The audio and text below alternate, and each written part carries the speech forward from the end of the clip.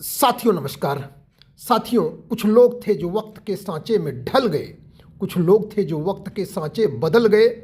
वक्त के सांचे बदलने वाला एक ऐसा ही राजनीतिक व्यक्तित्व जिसका नाम है लालजी वर्मा। लालजी वर्मा यूं तो अपने आप में बेमिसाल हैं।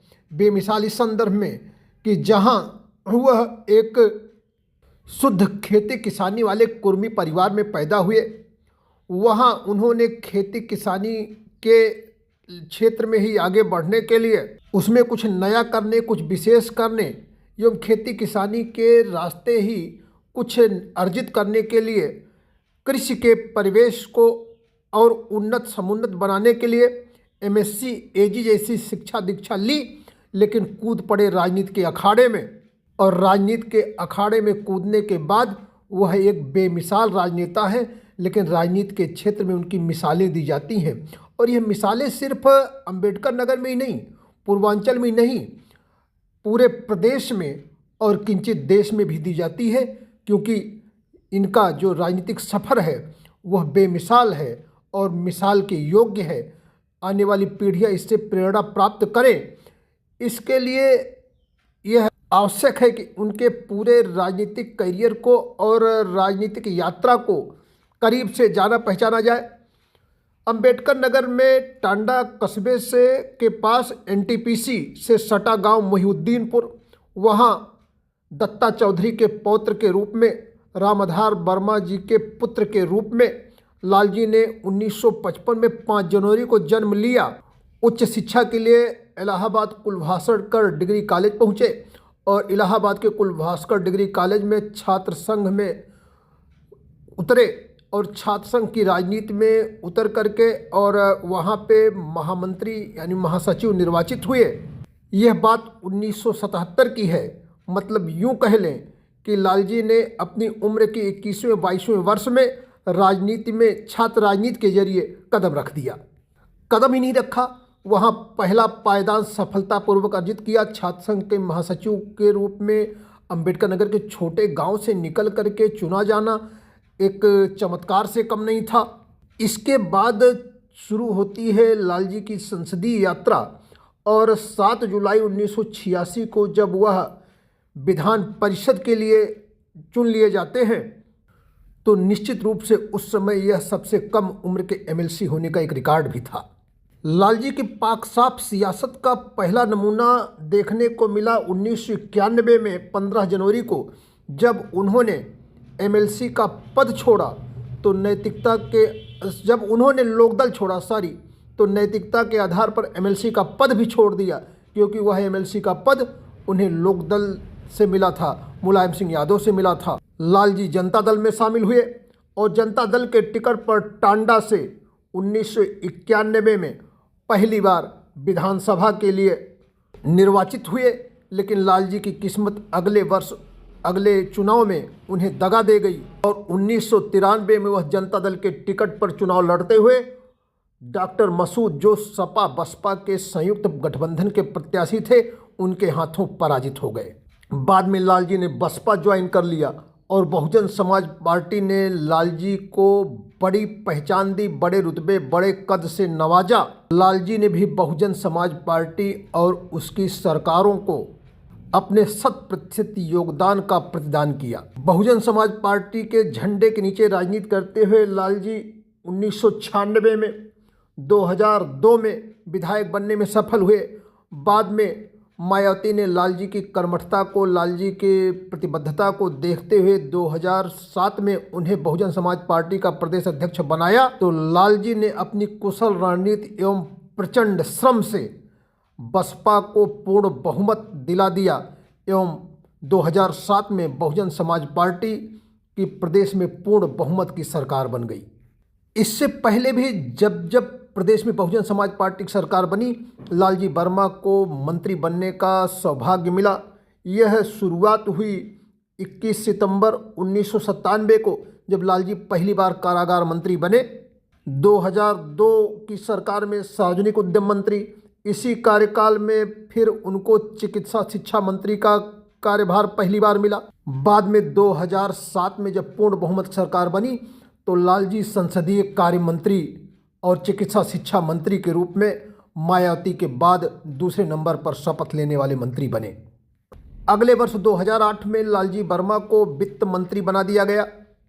उत्तर प्रदेश के वित्त मंत्री के रूप में, संसदीय कार्य मंत्री के रूप में लालजी ने अपने राजनीतिक कौशल का लोहा मनवाया और कई बार ऐसा हुआ जब उन्हें तत्कालीन प्रधानमंत्री मनमोहन सिंह के सामने उत्तर प्रदेश के वित्त मंत्री की हैसियत से जाना पड़ा।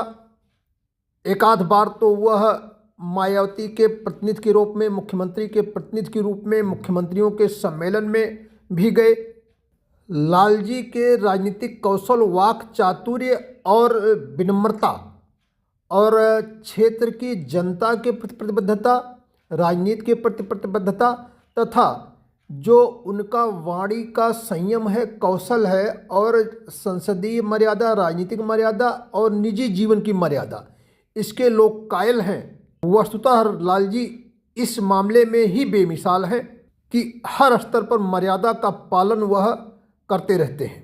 लालजी का राजनीतिक जीवन सिर्फ चढ़ाव का राजनीतिक जीवन नहीं है, उन्होंने उतार भी देखे हैं। उन्होंने राजनीति के अखाड़े में मुंह की भी खाई है। 1993 में उन्हें पराजय मिली। 2012 में कटहरी से चुनाव लड़ते हुए शंखलाल मांझी सपा प्रत्याशी के द्वारा पराजित हुए। 2014 में बहुजन समाज पार्टी के प्रत्याशी के रूप में श्रावस्ती से सांसद बनने का सपना टूटा और भारतीय जनता पार्टी के प्रत्याशी के हाथों पराजित हुए।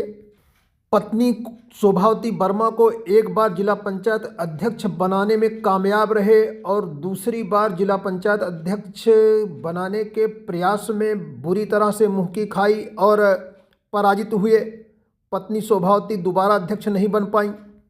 जिस बसपा को अपने राजनीतिक जीवन के इतने लंबे समय में पालने पोसने में लगे रहे, जिसको उन्होंने खून पसीने से सींचा, उसी बसपा से बेवफाई के आरोप में निष्कासित कर दिए गए और बार बार सफाई देने का प्रयास करते रहे, लेकिन एक न सुनी गई और बसपा के दरवाजे उनके लिए हमेशा के लिए बंद कर दिए गए। वह दौर भी देखा और उस समय की परिस्थिति में समाजवादी पार्टी का दामन थामा। स्थानीय तौर पर थोड़े बहुत अंतर विरोध के बाद भी सपा में अपनी मजबूत जड़ें जमाई और लालजी की राजनीतिक क्षमता को, इनके राजनीतिक कौशल को और इनके जो एक इनका कैलिबर है उसको पहचानते हुए अखिलेश यादव ने शिवपाल यादव के बराबर का दर्जा दिया और राष्ट्रीय महासचिव उस पद से सुशोभित किया। 2022 के विधानसभा चुनाव में वह सपा से विधायक चुने गए। समाजवादी पार्टी से विधायक रहते हुए अपने अंतर्मन में दबी सांसद बनने की इच्छा को अखिलेश यादव के समक्ष जाहिर किया और अखिलेश ने तुरंत उम्मीदवारी के लिए हाँ कर दी और अखिलेश को निराश नहीं किया और 2024 के लोकसभा चुनाव में अंबेडकर नगर लोकसभा से रिकॉर्ड मतों से विजय हासिल की और सांसद चुने गए। हालांकि अपने द्वारा छोड़ी गई सीट पर अपनी पत्नी शोभावती वर्मा को विधायक बनाने का सपना चकनाचूर हुआ और भारतीय जनता पार्टी के कैंडिडेट धर्मराज निषाद के हाथों शोभावती बुरी तरह पराजित हो गई और जिस धूम से लालजी ने लोकसभा जीती थी वह धूम बरकरार नहीं रही और कटहरी के इतिहास में अब तक के सबसे बड़े अंतर से पराजित हुई। लेकिन लालजी ने इस उपचुनाव में अपने राजनीतिक कौशल का लोहा मनवाया और विरोधी भी यह मानने के लिए बाध्य हुए कि लालजी की जगह यदि कोई दूसरा प्रत्याशी होता तो इस उपचुनाव में उतनी मुस्तैदी से स्टैंड न कर पाता और हवा में उड़ जाता। लालजी की विरासत को, राजनीतिक विरासत को संभालने के लिए पुत्री छाया ने जतन किए। जलालपुर से विधानसभा का चुनाव लड़ा लेकिन पराजित हुई और इस बार कटहरी से वह उम्मीदवार बनने की तैयारी में थी, पूरी इच्छा थी, लेकिन अंतिम क्षणों में लालजी ने बिटिया छाया के राजनीतिक करियर को दांव पर लगाना उचित नहीं समझा और पत्नी की उम्मीदवारी को ही सामने रखा और नतीजा जो भी हुआ, लेकिन लालजी ने यह बता दिया कि अंबेडकर नगर में राजनीति के गुणा गणित के वह सबसे शातिर और माहिर खिलाड़ी हैं। आमतौर पर चकाचौंध और चमक दमक भीड़ भाड़ वाली ग्लैमर की दुनिया से दूर रहने वाले लालजी जन्मदिन भी प्रायः सादगी से ही मनाते रहे हैं। लेकिन चूंकि यह 70वां जन्मदिन है, ऐसे में उनके समर्थकों ने एक बड़ा आयोजन किया है जो उनके रामधार ग्रामीण महाविद्यालय में आयोजित किया गया है। आज अपनी उम्र के चलते वह युवाओं में बाबूजी के उपनाम से लोकप्रिय हो रहे हैं।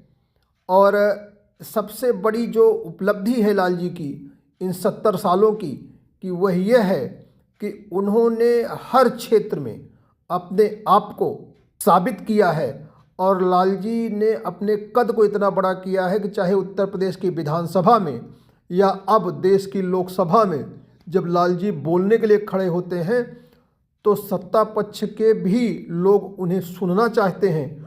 उनके राजनीतिक कौशल को, उनके बात के तरीके को, उनकी जो एक रणनीति है उसको समझना चाहते हैं, पढ़ना चाहते हैं। और कई बार यह भी देखा गया है कि यदि लालजी का प्रश्न है, लालजी सामने हैं, तो कई सारे मंत्रियों की, नए नवेलों की तो हिम्मत ही नहीं पड़ती कि लालजी के प्रश्नों का जवाब दे सके। शायद इसीलिए कहते हैं कि लालजी बेमिसाल जी। निश्चित रूप से लालजी आने वाले राजनीतिक लोगों के लिए, जो राजनीति की नई पौध है, राजनीति के जो नए खिलाड़ी हैं, उनके कारवां के रहनुमा साबित होंगे, इसमें दो राय नहीं।